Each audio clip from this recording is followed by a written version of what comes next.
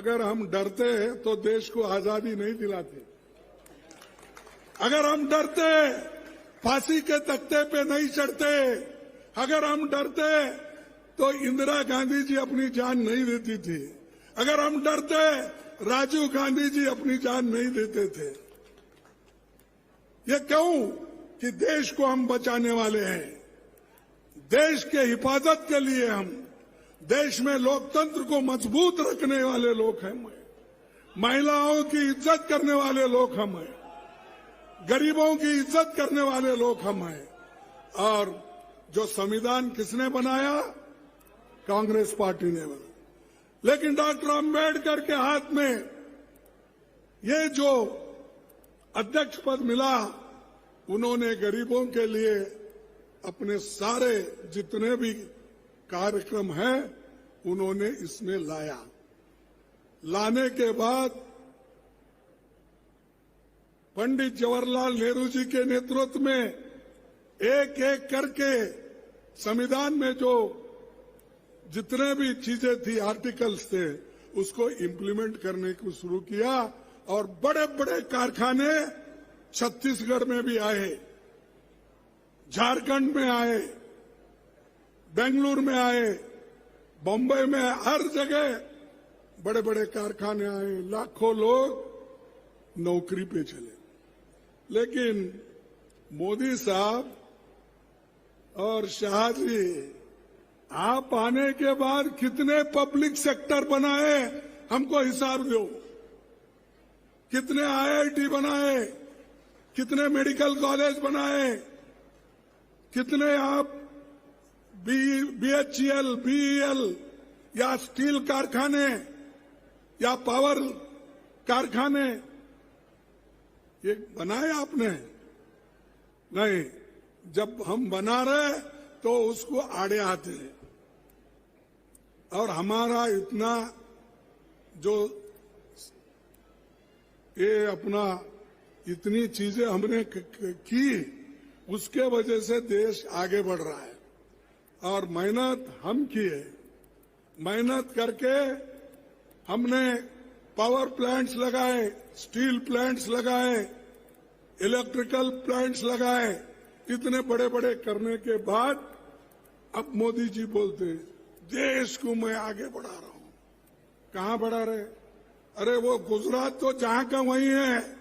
सब आप देख लीजिए ह्यूमन इंडेक्स।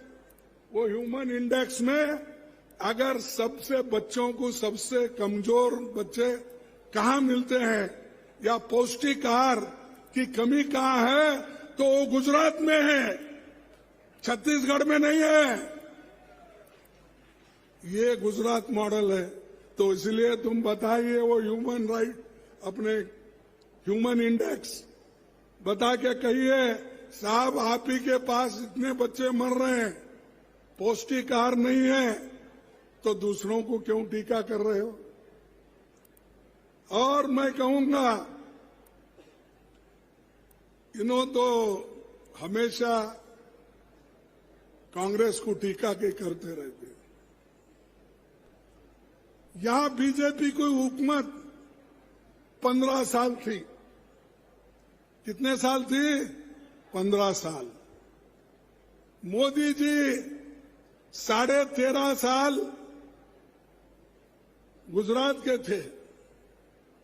अब 9 साल, अब 10 साल होने को है। 10 साल से प्रधानमंत्री है। जो काम 5 साल में कांग्रेस करती है, आप क्यों नहीं किए? मैं पूछता हूं, आपके पास क्यों नहीं हो रहा? क्योंकि आप गरीबों को देखने वाले नहीं हैं। सिर्फ आप किनको देखते हैं?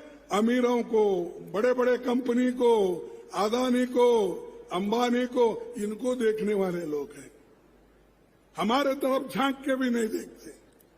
और ऊपर से कहते हैं हम गरीबों की भलाई के लिए सब कुछ कर रहे हैं। तो इसीलिए भाइयों, मैं आपसे यही कहूंगा कि हमको बड़ा जागृत रहना चाहिए। और आजकल सबको फंसा रहे। जो लिखेगा उनके खिलाफ उसको भी, जो पेपर में लिखेगा, टीवी में बोलेगा या बाहर बोलेगा, उस सब को या तो नोटिस देते, अंदर डालते, डराते। तो ये लोग किसी को अपना एक सपोर्ट करके वो लोगों का मदद करने वाले नहीं है। इसीलिए वो क्या करते हैं, हर जगह तलाश कर रहे हैं। किसकी लाल डायरी बोलते हैं, किसकी नीली डायरी, किसकी पीली डायरी, कुछ कुछ ऐसा बोलते हैं। और ऐसा ही एक छापा जो जर्नलिस्ट के घर पे पड़ा, तो उन्होंने एक बात लिखी, हर घर की तलाशी का हुक्म होगा, हर घर की तलाशी का हुक्म होगा। कौन करेंगे? मोदी करेंगे।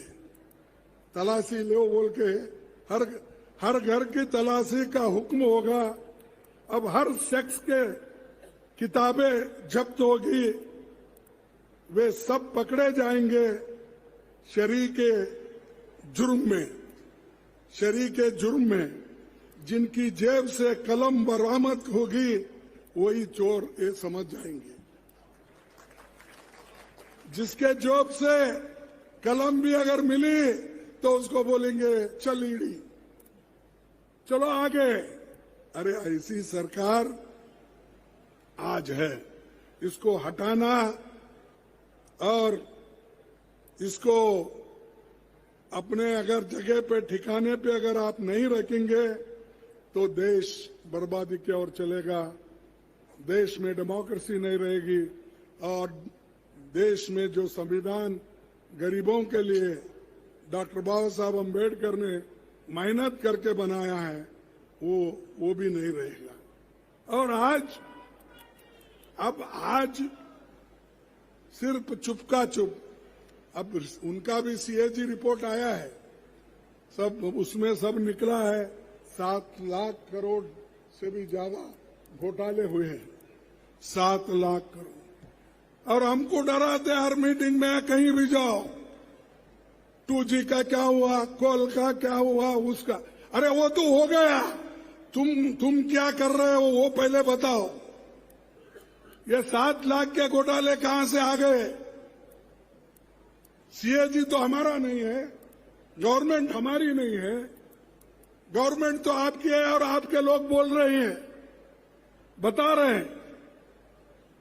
तो ऐसे लोग दूसरों के तरफ उंगली दिखाते हैं, लेकिन 4 उंगलियां उनके तरफ भी दिखती। तो ये वो सोच रहे नहीं। तो मैं एक बात आपसे कहना चाहता हूं, बढ़ती हुई महंगाई को भी ये रोक नहीं सकते। अनएम्प्लॉयमेंट बढ़ रहा है, कम से कम। पहले तो ये कहते थे अगर मुझे प्रधानमंत्री बनाओगे मैं आप सबको नौजवानों को 2-2 करोड़ नौकरियां दूंगा। कहते थे या नहीं? 2 करोड़ बोले तो अब 10 साल हो गए, 20 करोड़ नौकरियां कहां हैं? दिए? क्यों नहीं दिए? आप झूठ बोल रहे। 2000 नौकरियां लेके उनको 2 करोड़ नौकरियां लेके आप नहीं बोल रहे। 20 करोड़ नौकरियां कैसा झूठ बोलते प्राइम मिनिस्टर? प्राइम मिनिस्टर पाप बेचारा कभी झूठ नहीं बोलेगा, क्योंकि 140 करोड़ जनता का नुमाइंदगी करता है। वो कैसा झूठा बोले? बराबर 20 करोड़ लोगों को नौकरी मिली होगी। 15 लाख रुपए कालाधन बाहर से लाके देने वाले थे, वो मिला क्या? वो भी नहीं मिला। तो आप बदनाम कर रहे मोदी जी को। आप बेचारा हो इतनी कोशिश करके बोला, कोई तो झूठ बोल ले, हम झूठ बोले होंगे, लेकिन वो नहीं झूठ बोलता ना। ये ऐसा ही उनके पूरे वायदे। किसानों का दाम दुगना होगा, हो गया? अरे जो भूपेश बघेल ने दिया उतना ही बड़ा, लेकिन उन्होंने क्या दिया? तो ये चीजें, अनएम्प्लॉयमेंट, महंगाई, ये सारी चीजें आज हमारे सामने हैं। इसे हमको काम करना है और हमारी सरकार आज भी जो अनएम्प्लॉयड ग्रेजुएट है उनको सरकार के ओर से कितना दे रहे? 2,500 हमारी सरकार दे रही। उनके पास कोई युवकों के लिए योजना नहीं है। पहले तो खूब बोले, वोट बटोरे, चुन के आए, चुन के आने के बाद वो दिल्ली में, हम सब लोग गली में, देहातों में ही रह गए।